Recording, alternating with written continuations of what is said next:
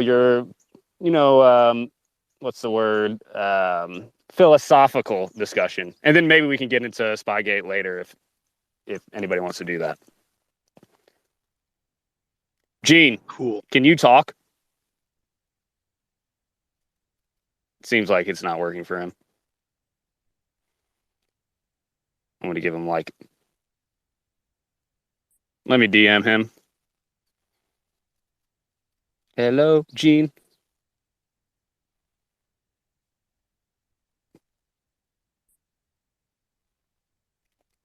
So what you been doing this weekend, MB?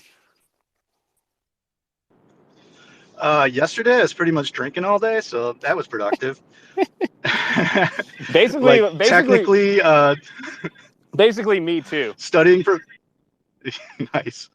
Yeah, disc golf. If you're not doing it without drinking, you're not doing it, right? I don't think I could play it without that. Even though it's actually illegal against the PDGA rules to have beer on the course, but nobody cares. Yeah, that sounds wrong. All right, Gene says his mic is off. I don't understand that. Can you press the button? Press it on the bottom left. Me? Oh, Gene. But yeah, Gene. Yeah. There should be I don't see a X. Should just be able to press the mic icon. Yeah. Well, whatever. It doesn't matter. So basically, this discussion is basically to kind of have a little philosophical question about why are we here and what people actually believe, various religions or whatever. Because it's basically about what Sam Harris just did, and I just thought, did you see that, MB? No, I did not. Okay, so anyways, he's basically was on this podcast. And Sam Harris's background is basically, I guess he says he's a moral atheist from the last time I've heard about that, which I actually think is actually an oxymoron where if you're an atheist, you don't believe in any type of theology, or when I say atheism, I mean that you don't believe in, I guess, a soul. That's what it means to me. Or that that we're not just biological robots that just sit here. When I see somebody that says they're an atheist or whatever, like Sam Harris, I basically see them as what they believe they are basically sitting there as a human robot, because a robot, whatever that one robot from the Jetsons or whoever, or your microwave or whoever it is basically there's matter there that creates some sort of intelligence. I don't understand when atheists, when they sit there, what they see themselves as. I would see, when I was an atheist, I basically was okay, I'm just basically a high-tech robot where my brain is basically creating all this circuitry and my thoughts and stuff like that. There's nothing outside that, a soul, blah, blah, blah, whatever you want to call it. So when I see, nowadays, when I see an atheist, I'm I treat, what I want to say is, I feel like you should be able to treat any atheist like your printer that breaks. You can just throw them off a cliff, because that's what they should believe about themselves. There's nothing behind that. When you look in a mirror, you're basically just a high-tech robot, a biological robot that appeared here via evolution instead of humans building it. I don't have that view. But when he starts getting into morals and all this other stuff, and he basically what he basically said was that the Hunter Biden laptop basically controversy, where New York Post basically, was banned, that whole story was banned, the 51 intelligence agencies, blah, blah, blah, came out. He said that was a, let's see, Gene. He basically said that was a left-wing conspiracy for a good reason to keep Trump out of office. Where when I look at that, I'm first of all, no conspiracy like that to hamper. Hey, Gene, there you are. Cool. Sorry, I had to get off and get back on again. Oh, no problem. All right, yeah, you sound great. Okay, good. I'll bring you on in a second, but before I lose my train of thought, that's fine. He's basically saying, before he was saying basically it was a left-wing conspiracy to hide that information about whatever's on Hunter's laptop. He also said that whatever could be on Hunter's laptop was basically worse than anything Trump could have ever done. Even if Hunter Biden had children's corpses in his basement, it was worse than whatever Trump has done. He says that Trump University, whatever happened there, which obviously there's some shady stuff with Trump University. Nobody thinks that Trump's a freaking angel, but like he thinks that's worse than, he even says this, it's worse than any kickbacks that Joe Biden could have received from Hunter, which is ridiculous because obviously it would be on our dime. And that would be such a compromising thing. Like that's like what Russiagate was about, that Trump was compromised by Russia and he was basically doing the bidding of Putin. That's what that would mean, which I don't understand what Sam Harris is even talking about there. But also like, it brings me back to like every single time I'm like, when an atheist is talking about this, I'm like, where is your moral stemming from if it's not from I guess a spiritual level?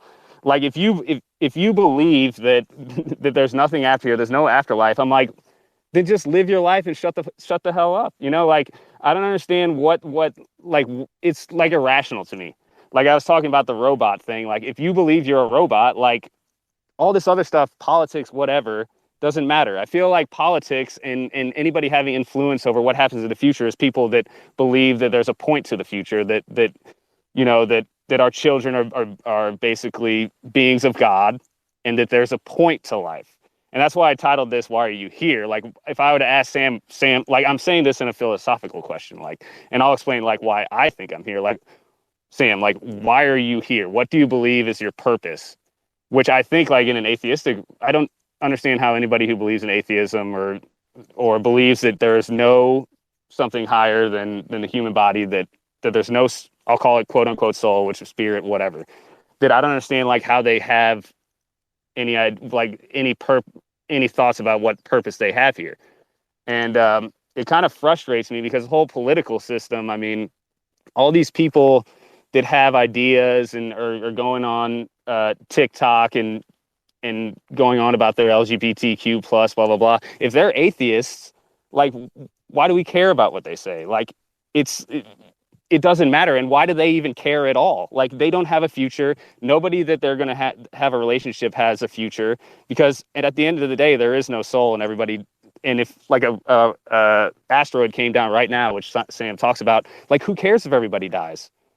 You know, but I just wanted to get past that point where I don't understand this leftist sort of atheist viewpoint where these people that are atheists have any desire to have politics that are basically empathetic, like to trying to help people, when all you have one life. Just help yourself. Like do what you want to do. Like why do you care about other people? It seems irrational to me. But I can address that in some ways if it's helpful. Yeah, Gene. Yeah, in a second I'll do that, because what I want like here is like if you're an atheist, I want you to state your view, and when I ask you like why are you here, answer the question. If you're a Christian, blah blah blah.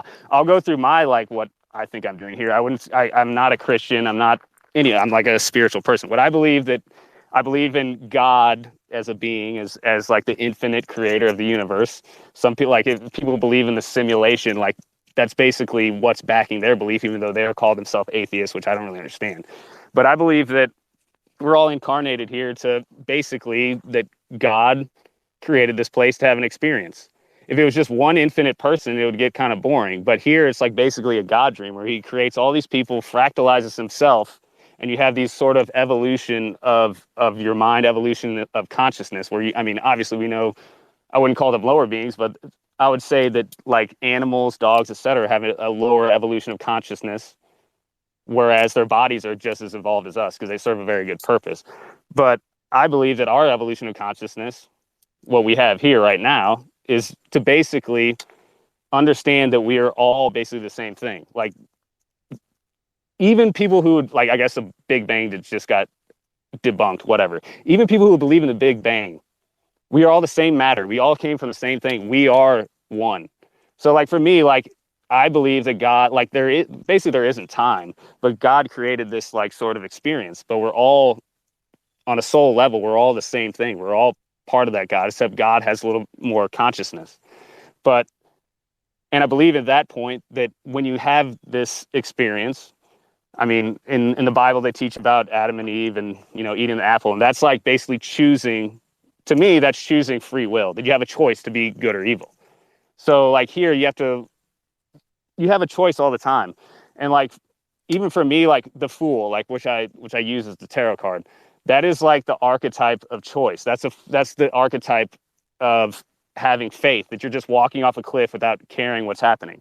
So that's why, like, originally I was a rapper, and my friend called me Fool Nelson, but then I was like, I love this because that's my favorite tarot card. It's like the tarot card of faith.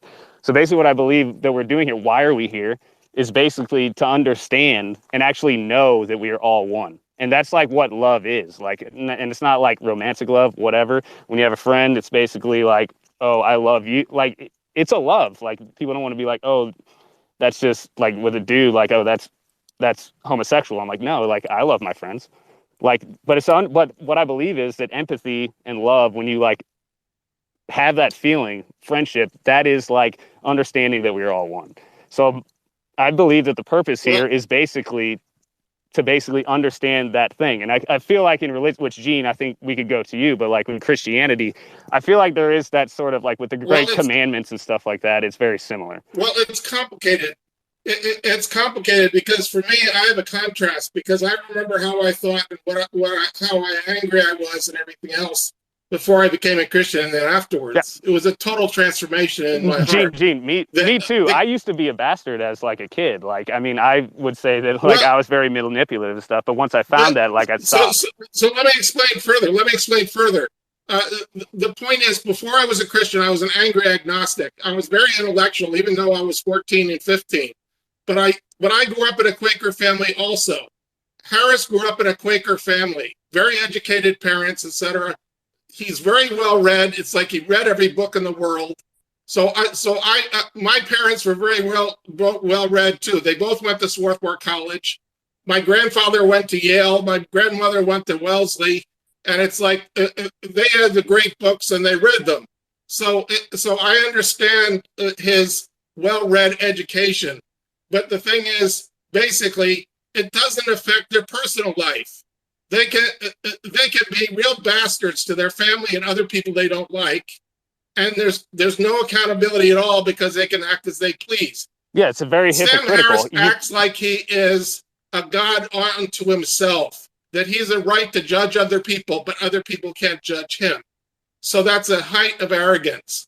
And in some respects, his PhD, for example, is in cognitive neuroscience from UCLA, which is a physical science, sort of bioscience degree, and he used MRI, which is like an NMR machine, to image the brain, and then to do research into the basis of belief, disbelief, and uncertainty. In other words, if certain areas of the brain lighten up, that means something to him.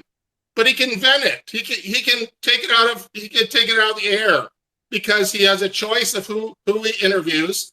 Everything else, he can choose not to interview people he doesn't like, and everything else. So it's like his thesis is titled "The Moral Landscape: How Science Could Determine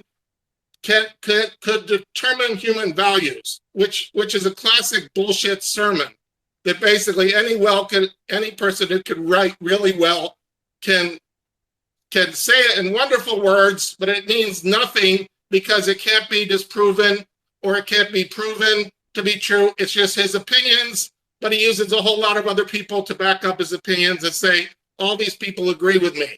So you got to listen to me because I am the synthesis of everybody else's opinion.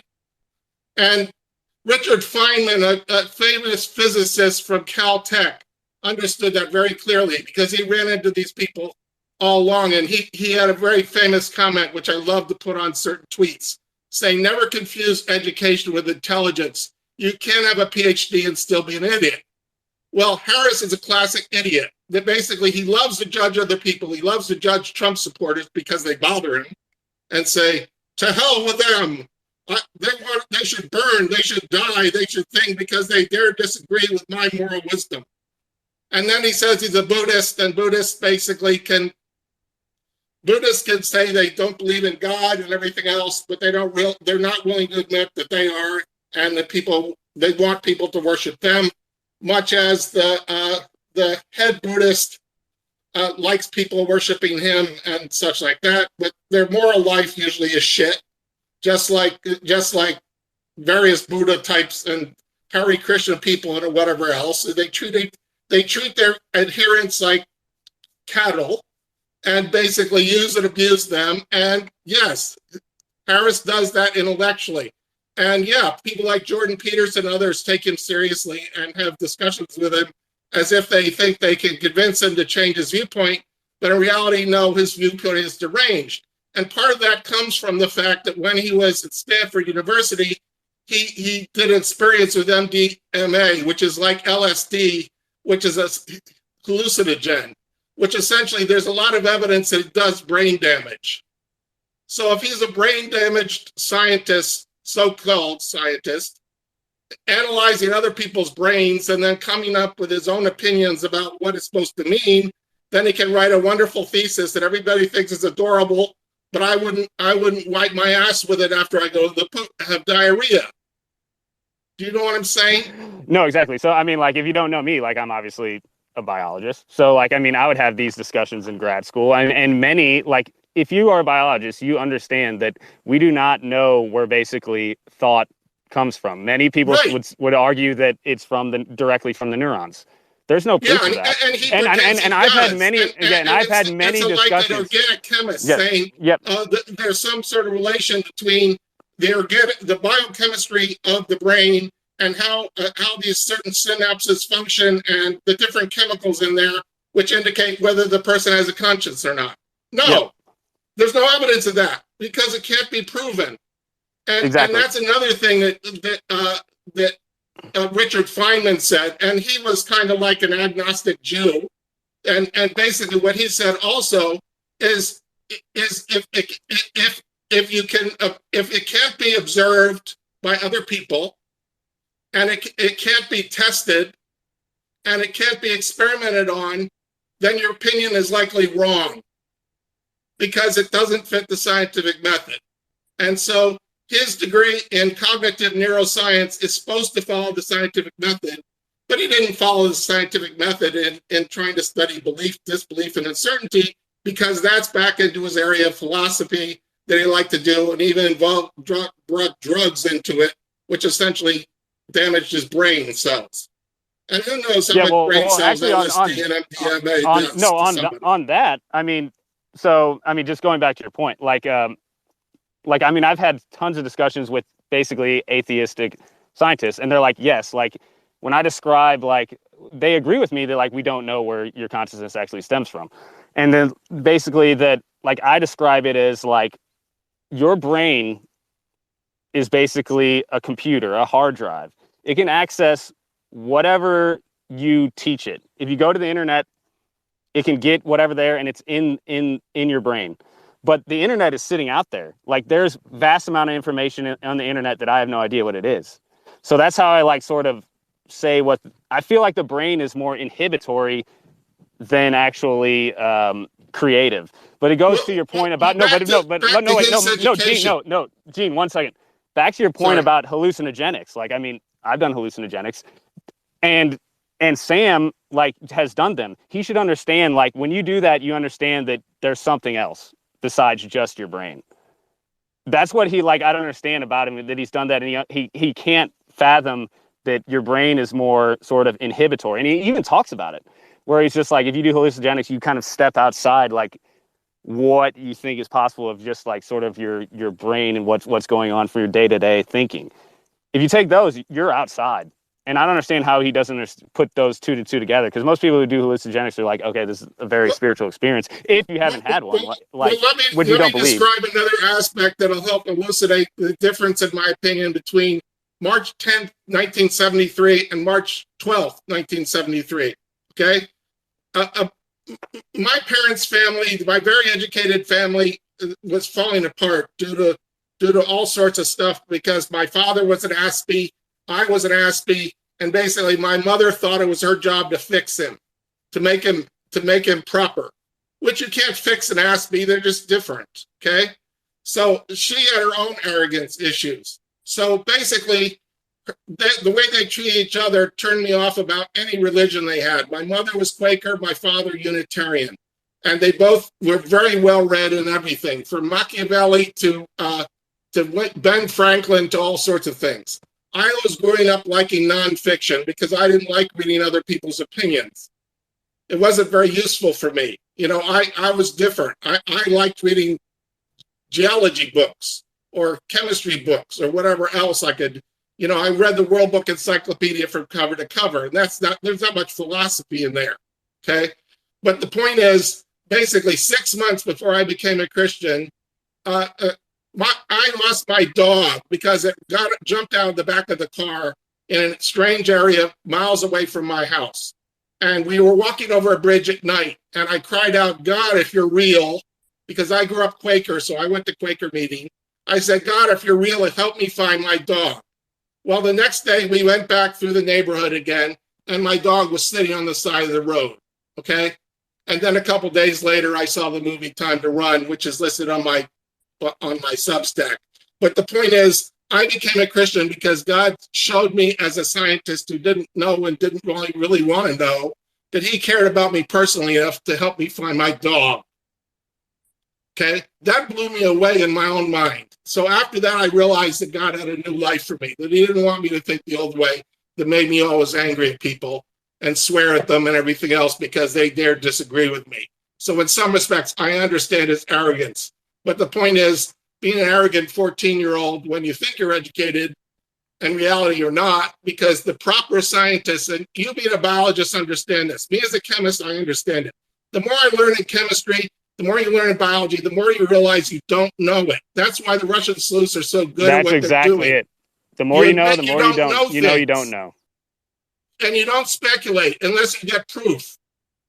But the problem is, this guy, Harris and other people like him, love to speculate. They like to read the minds of their enemies and make them malevolent and everything else. And I encourage all the listeners to read Charles Krauthammer's essay back from 2002, and I think I have it on my Substack also, where he describes the difference between conservatives and liberals.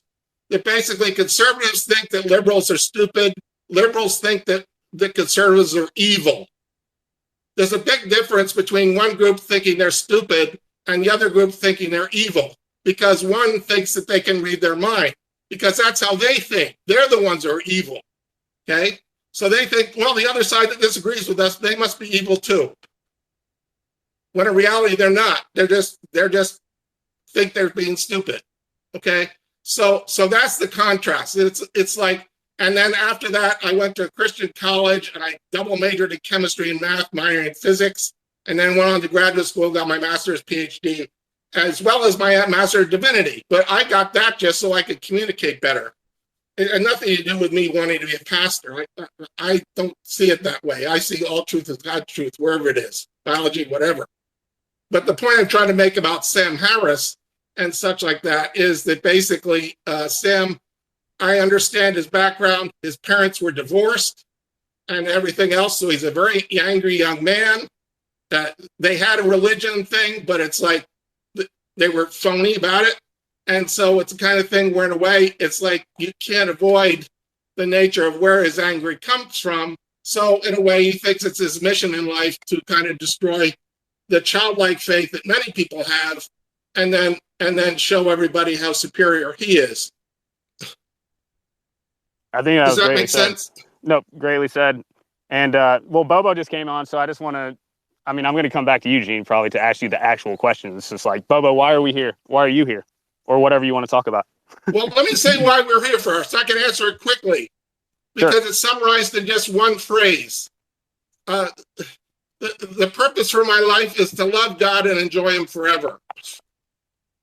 And that may sound strange, but it's out of the Westminster Catechism as such. It is the purpose in one's life as a Christian is to love God and is to love God and enjoy him forever. And in some respects, Galatians 2:20 also summarizes it for me. I've been crucified with Christ, and it's no longer I who live, but Christ who lives in me. And the life which I now live, I live in the faith of the Son of God who loved me and gave himself for me. And I used that in my high school yearbook in 1975. And I went to Swarthmore High School, which is a public school, but very private in its focus, very educationalist and such.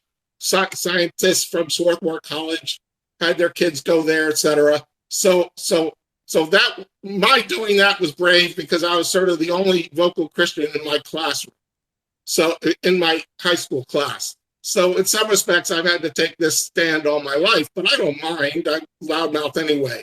But the point is, I think that answers your question. So yeah, go ahead to the other people. Yeah, perfect. And I don't think that's like too far off from what I believe, to be honest. All right, Bobo. Hey, yeah, I follow you, Full Nelson, for the Russiagate stuff. You're great, man. Keep doing it. Yeah, so I mean, I got tons of things to say. I mean, I usually, I'm big into, I've listened to so many atheist versus religion, religious people debates. Like I can't even, hundreds probably, and they're great. I really like the really big ones that, where you get an audience and then they take a vote at the end to see if how people were persuaded one way or the other.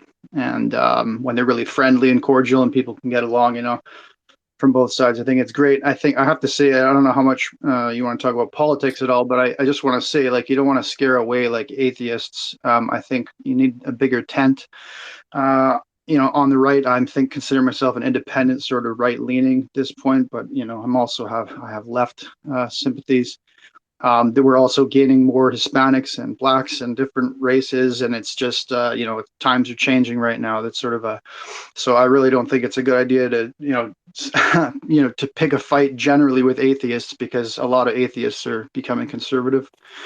Oh no, I mean, I completely agree with that. I'm just saying that I don't understand what they think they're doing here. But yeah.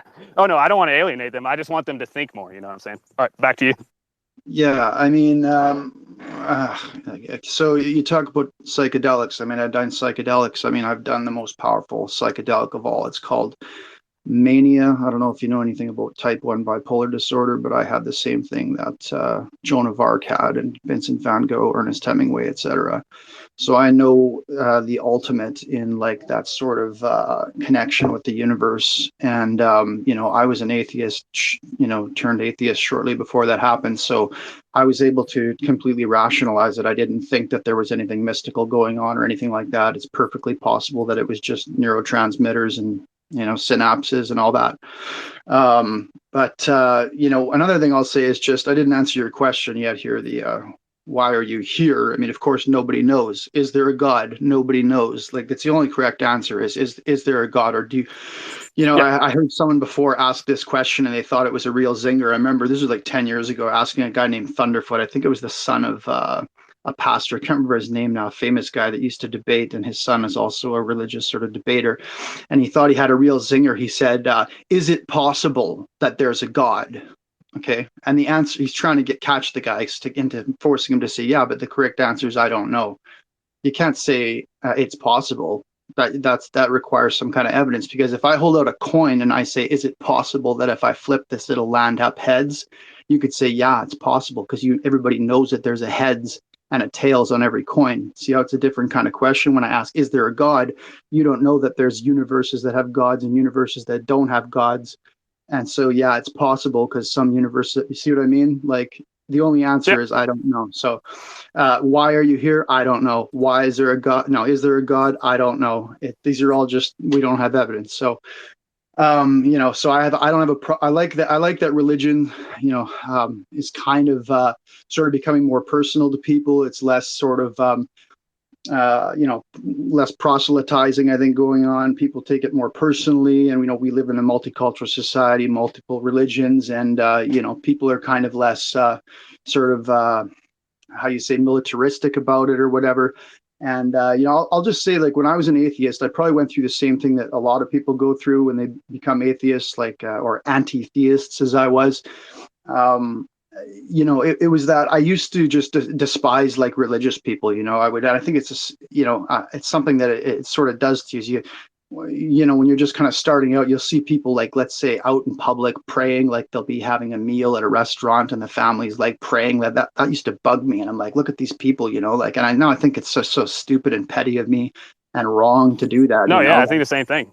Yep. So you get arrogant, but like, and there's like this cognitive dissonance that's obvious until you sort of like hit it. Well, if I could comment briefly. Let me just finish. It's because how I got over that was I realized that there was a cognitive dissonance going on. Like I always used to rail against religion itself, because that's what I don't like. I don't like religion because of what it does to good people, or what it's capable of making good people do bad things. So those people praying, those are good people, but they've got a mind virus, in my opinion. It's just that, you know what I mean? Like, how could I think that religion was the bad thing, but at the same time the people who are practicing it is bad? You know, they're innocent, you know, and it's probably the same way that religious people think of, you know, atheists being taken over by Satan or something like that, and they actually love the people, but it's Satan who's bad, right? You know, so it's a sort of a back and forth thing like that. Well, basically, if I could comment, because I understand what you're saying, Bobo, that basically that one thing that needs to be understood is that I believe what I do because God enabled me to believe what I do. There's nothing I can do to prove my position is the correct one or not. That's not even my job, because God works with individuals to convince them one way or another. And I have no control over that. But my job is to treat other people as I want to be treated. And that's the way it should work. But unfortunately, that's not life, because a lot of people want to pretend they are gods to themselves, just like Sam Harris, and want to set their own rules. And if other people break them, then they're on their hit list, so to speak. But they can say that they're tolerant of other people's views as long as they don't disagree with me, or as long as they do it elsewhere, or as long as if they come into my presence, I have the right to silence them. And that's Harris's problem, is he wants to silence other people who believe differently from him. And I understand the experience that some people have with LSD or MDMA.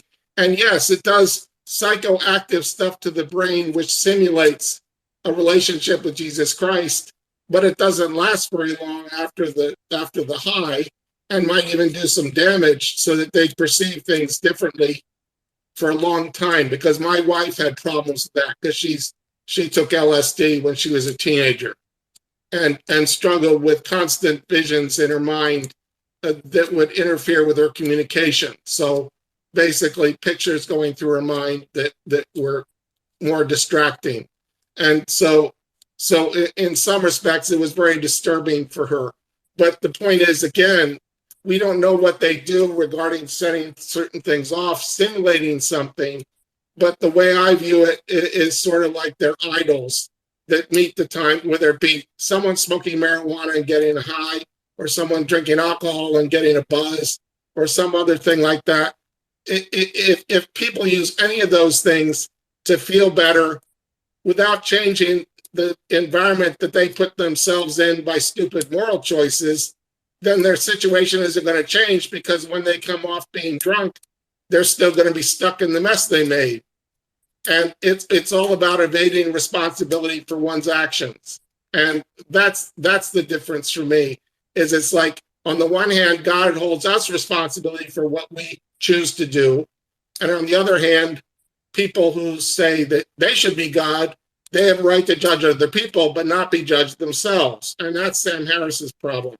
And so in some respects, he doesn't understand it at all when I say, you know, my purpose in life is to love God and enjoy him forever. They don't understand what that means, but I don't expect them to understand what it means. Well, how does that relate to my view of other people, how they live their moral lives? Well, I expect non-Christians act like non-Christians.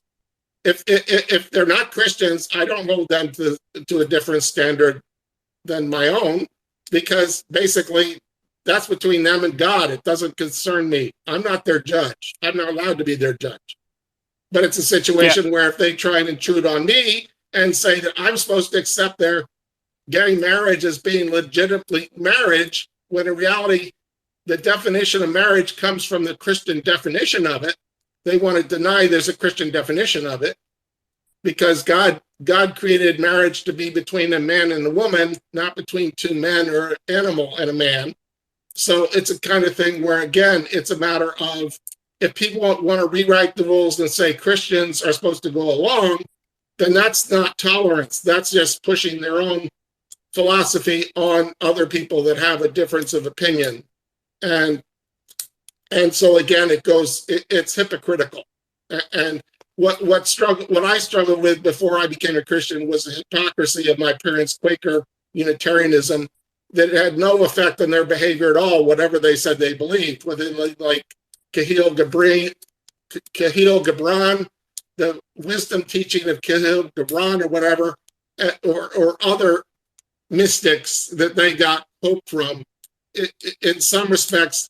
And people don't realize how badly they treated their own families when they're things. For example, Marx was a pervert in the way he treated his kids. Freud was a sexual pervert who kind of read people's minds and put his own sexual motivations on other people. And yet Paul Johnson wrote a great book called The Intellectuals, which kind of lays it out pretty well about Rousseau, Marx, Hegel, all sorts of other people. And it's a type of thing where a lot of people don't realize that when people live a subjective ethic life, they can choose how they want to behave, irrespective of, because they don't think they're accountable to anybody. And it's very convenient to say, I'm an atheist, because then they can pretend they're not accountable to God for their behavior ultimately. But I at least was an angry agnostic because I didn't know and I didn't care. But then I lost my dog, and then I finally cared and said, God, where's my dog? Please help me find my dog if you're real. But for me as a scientist, 15 years old, whatever, it didn't matter. The point is God showed me personally he cared about me to get my dog back. And I don't know whether people can relate to that or not, but that was very personal to me. It helped me to see that God dying on the cross for me was personal. And that was what he was offering other people. And so I have no regrets about what happened in 1973. My life has been wonderful, even though it's been filled with heartache and such, and being misunderstood and such.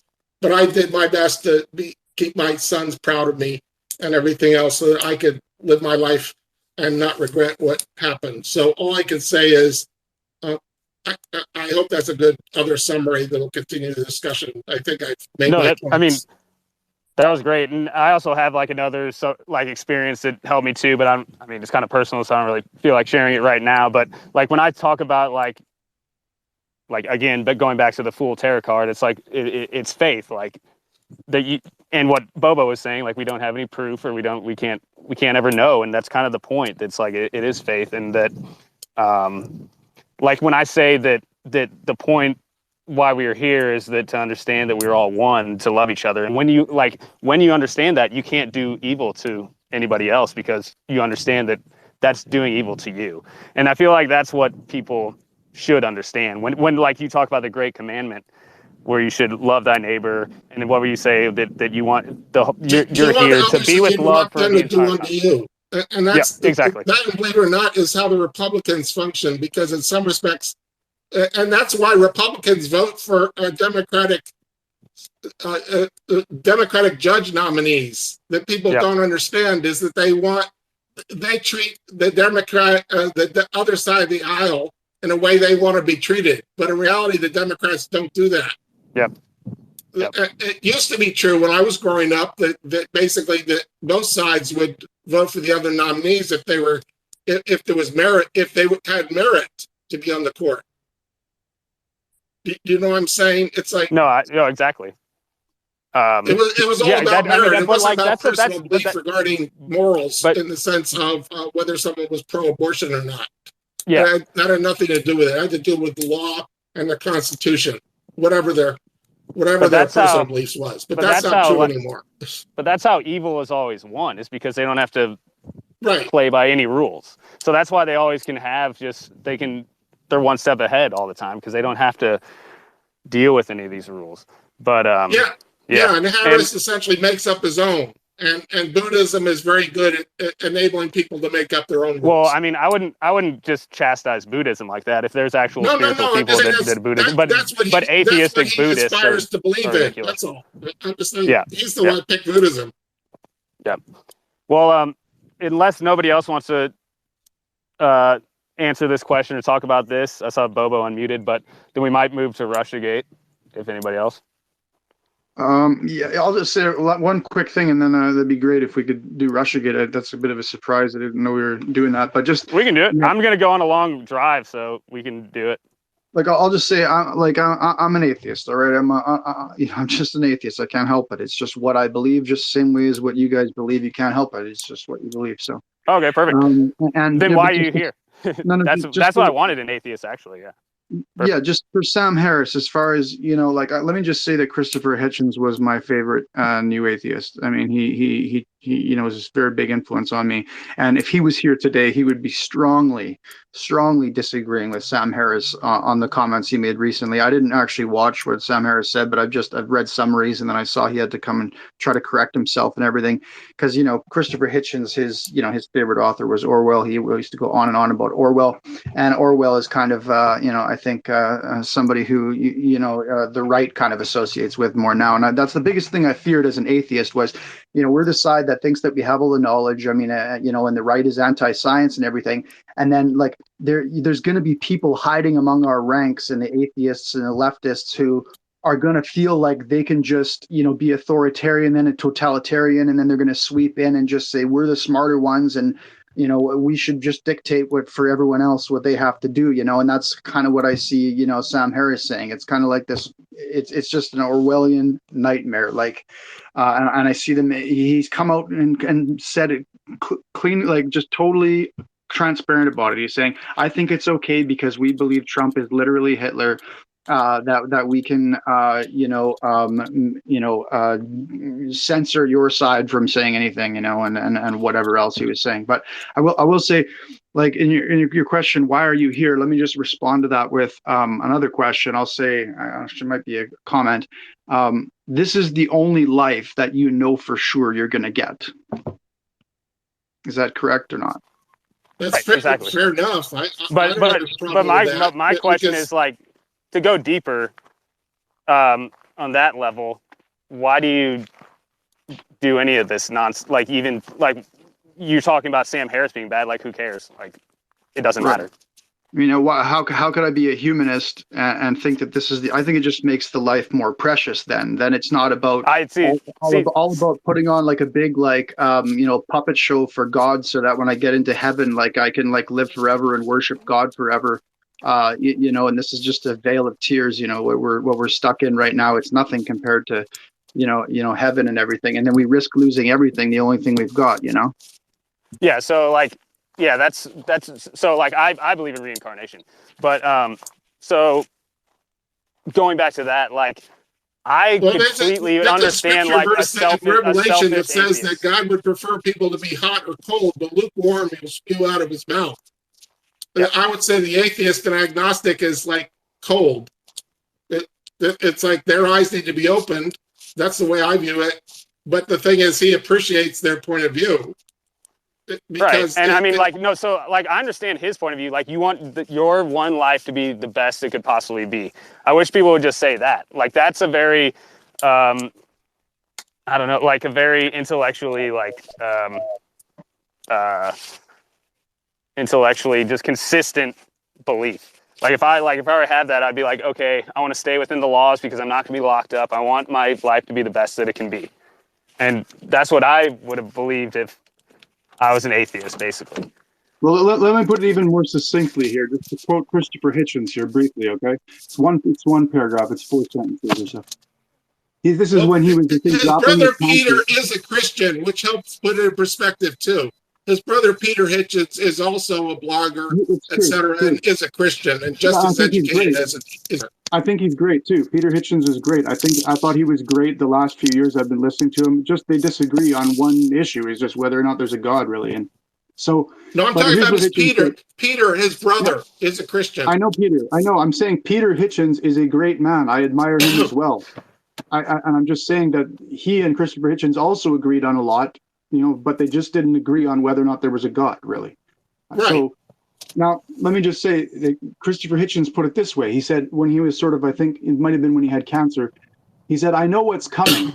I know no one beats these odds. And it's a matter of getting used to that and growing up and realizing that you were expelled from your mother's uterus as if shot from a cannon towards a barn door studded with old nail files and rusty hooks. It's a matter of how you use up the intervening time in an intelligent and ironic way, and try not to do anything ghastly to your fellow creatures. So that's life. That's perfect. And I mean, this conversation went exactly sort of how I wanted it to, because we have a Christian arguing with an atheist, and I feel like there's a lot of good. I'm not arguing with you guys. Oh, I mean, I'm not arguing. I mean, discussing, philosophizing. No, it's a rhetorical discussion, which is much more appropriate. Yeah. No, I didn't mean argument. I mean civilly, just discussing, which is no, great. no. I'm just putting in contrast with Harris. I would not give him the time of day. I don't even want to talk with him. It's like, his kind of arrogance pisses me off. It's like he's full of it. Yep. Okay, sorry, can I just add one thing, Poole? One thing. Sure. It's that the woke shit liberalism, neoliberalism is just as bad a religion as any other to me. I'll say that right now. Let me just say that I don't see anything that makes it any different. They're asking you to take a lot on faith, like climate change, for example. Like, you're not showing people the evidence. You're expecting people to just believe based on authority. Same like religion. There's no difference. But they don't even define the term climate change, because climate change is normal. The Great Lakes were carved out by glaciers. They went away. That's climate change. Yeah, look, that had nothing to do with man. I believe in climate change. I was, strongly influenced by Carl Sagan. He's a hero of mine. I believe climate change is a real thing. I believe it's, the recent changes are because of human activity. But you're asking people to believe this on faith, the same like anyone is, because how are people seeing the evidence? They're taking it on faith. It's the same like taking the it's the same like having to take these experimental drugs, for the coronavirus. You're taking it on faith because you haven't seen the evidence. You're just appealing, you're just like bowing to authority, and you're being made fun of if you don't bow to authority. It's exactly the same as religion in that way. The only difference is that they don't make any claims about the supernatural. That's the only difference. But what difference does it make? They try to keep you ignorant of other opinions, just like religions try to keep you ignorant of other religions. Everything's accepted on authority. It's so much, it's the same thing. Well, one thing people don't understand is, too, during this Cenozoic and Jurassic periods, and maybe you can answer this, Fool, what was the percentage of carbon dioxide in the atmosphere? Between 3 and 4%. Now they're bickering and arguing about 0.04% being the amount. That's 400 parts per million being a problem in the atmosphere, when during the Jurassic and Cenozoic period, it was between 3 and 4%. There's a big difference there. And people but that doesn't matter, because as long as it's stable, the climate, like the Earth, isn't going to change. Like that's like not a great argument, because if all of a sudden that went up to like 6, we're talking about changes between 350 and 450 parts per billion, or parts per million, which if they put it in percentage terms, it's minimal. And we don't know the fluctuation that happened between the year 1000 and 1100. We have no idea. There's no correlation. It could be strictly correlation, not causation. And all you have is correlation. It's not causation. It doesn't prove causation. Well, you can't even run an experiment, because we can't just model Earth in anything. So that's obvious. But the thing is, with an experiment, you got to prove causation, and you can't prove causation with this. All you got is correlation. Exactly, just like we were talking about with where consciousness stems from. You can't really do an experiment. And they won't let people go to strictly nuclear power either. They were trying to shut down Germany's and France's nuclear power generation things. But in reality, nuclear power doesn't give off any greenhouse gases at all. Right. Bobo made some great points. That it all is about. It's obvious to me that stuff is about faith. LGBT, like the trans thing, is about faith as well. Because when I sit, this could be controversial, but like anytime I look, like I don't like when I sit like quietly in my own mind. I do not have like a male, I don't have like a heterosexual anything going on. It's not until I look into a mirror, I'm like, oh yeah, I'm a man. Like, you know what I'm saying? And then, or like some hot girl walks by, I'm like, oh yeah, I'm straight. Like when you just sit there in your mind, like there's not like a gender in it or even a sexuality into it. But I can understand sexuality because like it pops out of nowhere. And the beliefs don't change the nature of their DNA, as whether it's XX or XY, or the shape of their pelvis. And there are no men that have female pelvises, and there are no females that have male pelvises. They're designed differently for different reasons. But look, it's right, become but, politicized. But it's become what I'm saying is like, one side's I taking don't. a side on it. Yeah, well, what I'm saying is I never feel like like I don't know how a male actually feels. I feel like myself. You know what I'm saying? Right, of like, course. I don't go like until I look in the mirror. I'm like, oh yeah, I'm a dude. But when I just sit here, just thinking, like, I don't know how a male feels. I don't know how anybody else knows how a male feels. That's why, like, I understand sexuality because, like, that's like very visceral. When like a hot girl walks by, I'm like, oh yeah, I definitely have fun with her.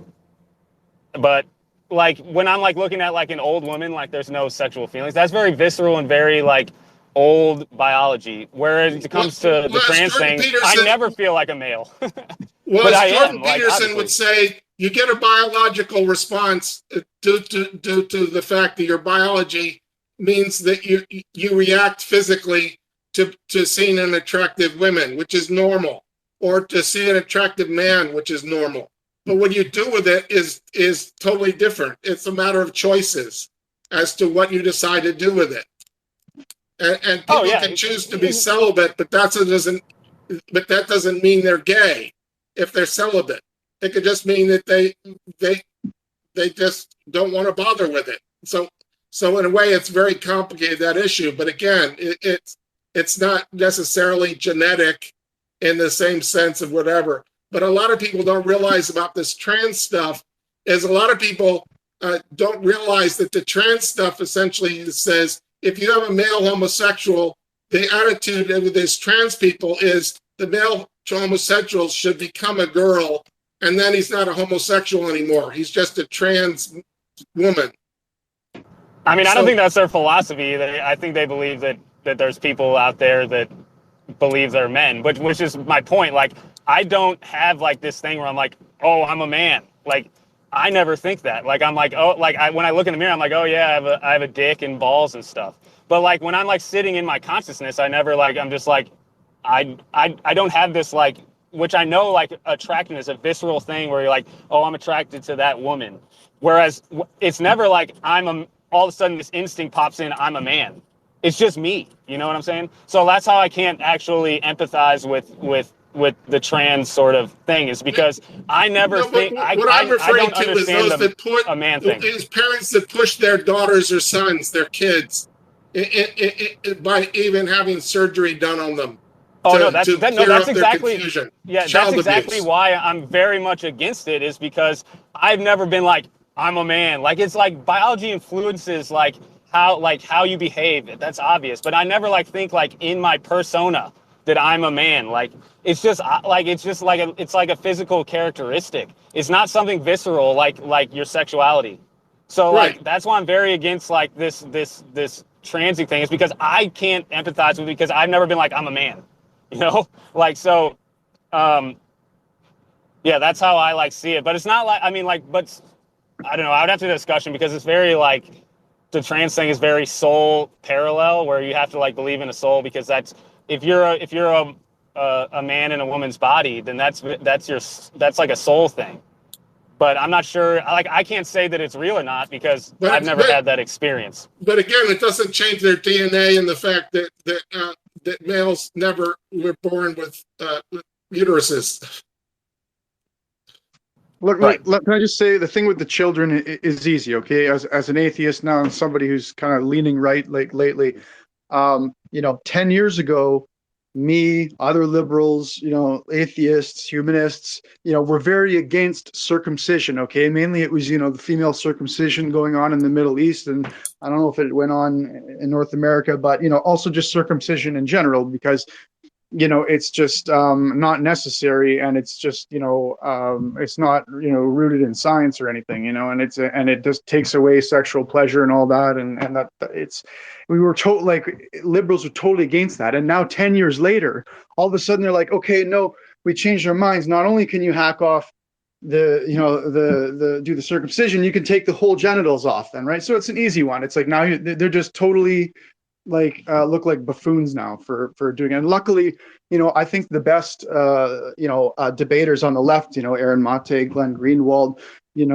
Max Blumenthal, et cetera, they're not on that sort of crazy train. I don't see them ever jumping behind that. Luckily, they're losing all their best people there, but also they're competing in they're just losing the cultural war as far as competing in males, biological males competing in female sports is ridiculous. Everyone can see that. I have no problem. Like, if there's a male, somebody I grew up with, the kid who was a boy growing up, and then he changed to a woman, if he wants me to call him a girl or whatever, fine. I have no problem with that. It doesn't hurt me. It doesn't hurt anyone, But as Jordan Peterson said, it's compelled speech. Yeah, but I know. But if I'm just saying, I'm not telling you you have to. I'm not telling you that you have to. I'm just saying that I'm willing to. But if you don't want to, that's fine. Of course, that was Jordan Peterson's point. Yes. So yeah, but like people like that's like a courtesy to that person. If somebody went that far to get rid of their genitals, like, I'm going to say every single time, like, if they want their preferred pronouns, I'm going to do it, because that's like a courtesy to the person and love of that person. But like it doesn't mean that I can actually empathize with it, because I could not understand it. Which is not like I'm not putting any hate towards them. I'm just like, in my like experience of being a man. Again, like, the only thing, like, I have like a visceral thing. There's no visceral thing to being like, I'm a man. It's just I look at myself and I'm a man. It's different from liking a woman, which is completely out of body compared to being a man. It's weird. I don't know. Just another thing about Sam Harris. Sorry, I got to jump in here. Is that it's not like he's just because he's an atheist. Like I said, he already, like, if Christopher Hitchens was around, he'd be disagreeing with him completely on all this Orwellian crap and this like anti-democratic stuff and all that, and censorship and just to stop Trump, because Trump's literally Hitler. He would be against it if he was here today. But I mean, like, he's not perfect. He's human. He's very smart. I mean, Sam Harris is smart, and I think he's a good debater when it comes to, atheism and versus religion. But that's it. That's what he does. I don't even know that he's done anything particularly exciting in neuroscience. I'm a neuroscientist also. So it's just that, Sam Harris is also a political person, and he's a political hack. And I mean, I know a lot of people on the right are kind of pro-Israel, but like, Sam Harris is pro-Israel. And I'll just say right now, like, that's unique to him among the new atheists. You won't find a lot of new atheists who all call themselves humanists who are, pro-Israel. They're pro-peace, if you want to call it, or pro-Palestine. Returning to the 1967, pre-June 1967 borders, and all that stuff. Like, but meanwhile, Sam Harris is, he's kind of an a la carte, like, just like religious people sometimes get called a la carte, religious people, where you get to pick and choose what you like about sort of Christianity, and like, you obey this and you won't obey that. It's just like Sam Harris. Yep, I agree. He's not a pure humanist at all. He's a political hack, also. Cool. So if anybody else, I saw Julie pop in. I don't know if anybody else wants to talk about this subject. If not, we're going to switch to Russiagate, because I'm on a drive and I can do it as long as people want to do it. Anybody else? Bobo, you're fantastic. Let me mention something about the Russiagate thing. One of the things I find very odd about the sleuths and other people following along is the phenomenon of that Durham is supposed to be out there telling everybody what he's doing, when in reality what Barr tried to set up, and Durham has been done all along through his whole career, is keep the full investigation quiet, the way the DOJ says it wants to have all investigations quiet, because of the need to give the presumption of innocence for everybody who's being investigated. In other words, no leaks, no nothing. And the fact we don't hear anything is exactly how it's supposed to work. But there are all sorts of people who lose hope and think that it's the end of the world because we don't have any more indictments yet, when Danchenko trial is coming up in October. And a lot is going to come out about the evidence he puts out for that. even though he's not going to use most of it because he did it before with Sussman. And what I see this as a novice looking from the outside at it, who knows something about politics, is that's the way the DOJ is supposed to work. And when people act that the DOJ is supposed to be leaking like a sieve for Durham, the same way the Democrats did it for 4 years against Trump, is wrong, because the proper lawyers in the DOJ and Durham's group particularly don't do that because they think it's unethical. So that's my main comment about that. So.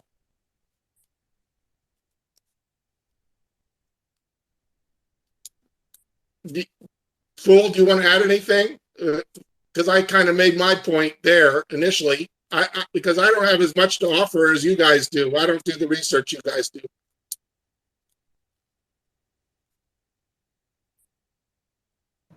Yo, sorry, I got frozen for a second there. Fool, do you want to comment? Because I made my point I wanted to make, because I'm not an expert like you guys, you and Mansour and others are. Gene? Bobo? Daniel, you can hear me? Okay, so like basically like Yep. You make like a good point. Like the difference is like Durham doesn't leak, and then obviously there's tons of leaks around this Mar-a-Lago thing, which is ridiculous. Right, of course. Yeah. I don't know if people are going to come in. It's the same people doing the leaking on the other side that did it before with Trump when he was president. The same people, the same reporters.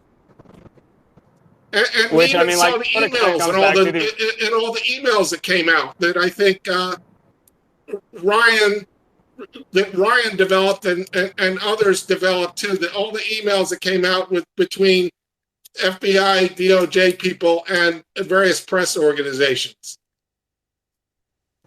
Yeah, and like it sort of like comes back, like ties into our previous conversation. It's like they can leak because there's no basically consequences against their, I guess, belief system. I would say potentially. Right. I don't know. I don't know them, but like that sort of ties into what we were saying. Like obviously Durham's like a Catholic. Like I mean, if he believes what he believes, he's not leaking. You know what I'm saying? So that's like a cool tie into the. Well, it has to do with how you look at your job as well as how you look at life ethically. It's like there's some people that think the ends are more important than the means to get there. Doesn't matter what means you get there to do. Like Sam Harris doesn't have any problem with the fortification that happened so that Trump would lose the election. Yep. I guess like I'm like on a drive right now, so if anybody has any questions about Russiagate, Mar-a-Lago, if you want to have like a discussion, obviously Gene was just discussing it. If you missed like the first half of this, I think it was like a really fantastic discussion between, I guess, Gene, a devout Christian, Bobo, an atheist, and me, who's I'm not in between, but not a Christian. I would say I'm have a different belief system. Fair enough. Yeah. 1 second, I'm going to post this.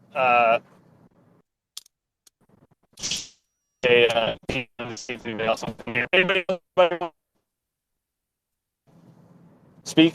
You're I'm going to go breaking up a lot. This over. Yeah, sorry. Well, can you get the other people? Can you get the other people involved in it? Because I don't have any new information. All I have is the stuff I have on my Substack that I've read. I have the documents, but I've read a bunch of them. Yeah, 1 second. I'll bring them in. Let me comment on the civil case. When I read through the civil case, the amended civil case, it's amazing. And I encourage every listener to read that civil case between Trump and the DNC and such like that. Because it's amazing how he followed along all the spaces everybody did since October last year, as well as the Durham evidence and the Horowitz evidence, to compile a narrative which essentially uses all the evidence that Durham and Horowitz kind of developed and puts it in an appropriate way. That's why the Democrats are freaking out about it. So I encourage everybody to read it.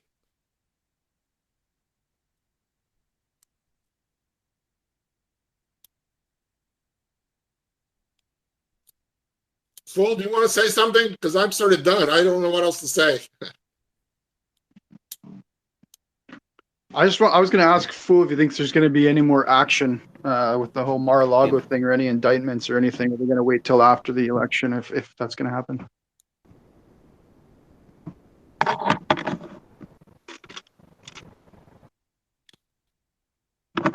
Are you there, Fu?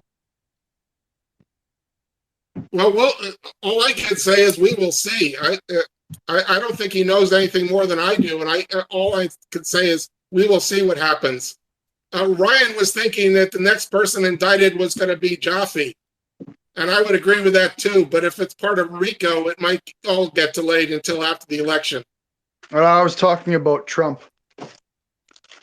Well, no, I even think that's connected with Durham too. It's like that's part of what they're doing on the side, is to try and change the subject from what's coming with Durham. They're not going to They're trying indict to get Trump. the goods on Trump to prevent him from running for office again. When in reality they have nothing there. They would have had something years ago if there was anything. So when are they going to indict Trump? Who knows? Because it's all up to it's all up to Gardner as to whether he wants to follow DOJ policy or not. I think there will be an indictment, at least out of Georgia, because as soon as you get before a grand jury, grand juries indict ham sandwiches, as they say. I think as soon as they get in front of grand jury, it's pretty much, if it's a Democrat county, or state, like DC, you're not gonna find you just need 50% for grand juries. You just need a majority to convict. So. A few days ago, Crypto Lawyer had Sebastian Gorka on his Twitter space and went on for over an hour and 40 minutes. And it was really over 2 hours. And it was very good. And I encourage everybody to listen to that Twitter space through Crypto Lawyer. And I've got a copy of it on my Substack also. So all I can say is, if you want an entertaining couple hours to listen to that one too. Crypto Lawyer's got some good stuff on there. Hey, what's up, Fool? Fool, have you heard any Crypto Lawyer stuff? Fool, have you heard any Crypto Lawyer stuff?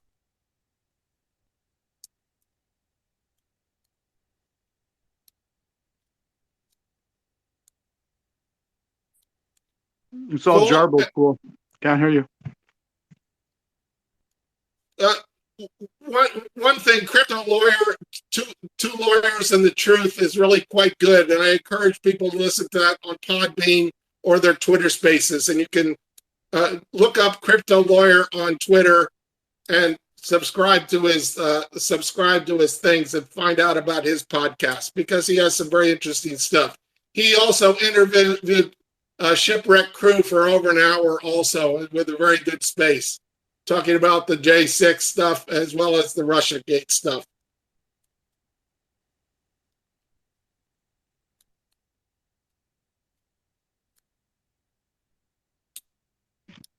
I just want to know. Bobo, do you have anything else to add? I don't have anything to add to it because I don't have any new information. Fool, do you have anything?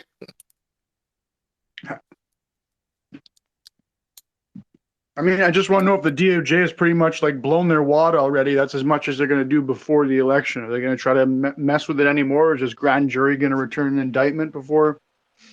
I just don't want the election messed with. Well, we'll see, because it kind of backfired on them. They weren't expecting this backfire on them. That's a political decision, and who knows if Gardner wants to do it. That's true. I think it's helped Trump so far. Some stupid people. Look at how much liberals trust the FBI these days. They have really high approval from stupid libs.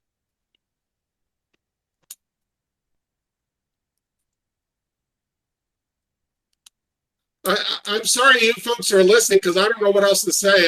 I'm more respond to questions. I don't have anything, and I'm not running this thing.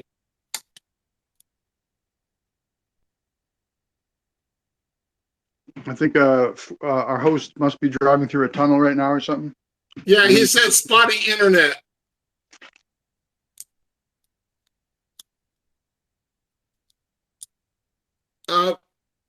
Does anyone want to take over as host? Because I don't know what to say. Sorry, my apologies, everybody. Not me. I've never done it before. Huh? I've never done it before. I don't want to do it. Well, all I can say is if Fool can't come back on again, I guess he and I and other appreciate everybody that showed up. I hope it was entertaining for you folks to listen to my own part of the story. But all I can say is, do the best in your own life, and whatever you decide to believe is between you and God. That's the way I look at it. It doesn't really have anything to do with me.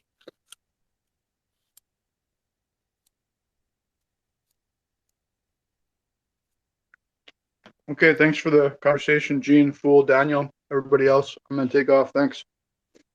Yeah, I guess we're done. I don't know what else to say. I don't know how to turn anyone else on, so you folks are still listening. My apologies, because the guy who's running it is stuck in a dead zone and is driving.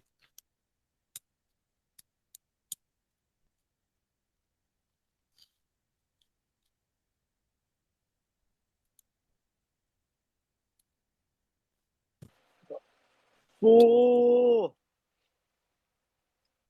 Full, can you hear? Because I don't know what else to say, and I don't know. I'm not the host, so I can't shut it down or continue it. What do you want to do?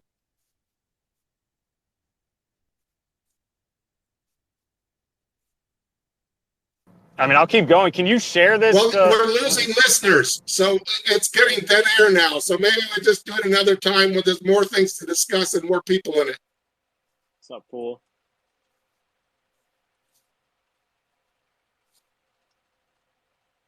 Yo, Fool. Daniel, do you want to say anything? I mean, I got a lot of. I got a lot of thoughts about. I think, hopefully. Like, Daniel, do you want to say anything? What do you want to talk about? Me and you can chat. I mean, if You have any questions of me or me of you? I don't have any of you. I don't even know who you are. I got a lot. I do a lot of research on the Russia stuff. I mean, Oh, are you there? Corner. Gene, can you still hear me? What's up? Yeah, I can. Cool. David, what's up? Hey, Meezer, are you there? Yeah, can you hear me? Can you? Yeah. Okay, here, I can't hear anybody besides you, Gene. Can you? Yeah, I hear female voice, but I don't know whose it is because the light isn't blinking. So who is it that's talking? Meezer.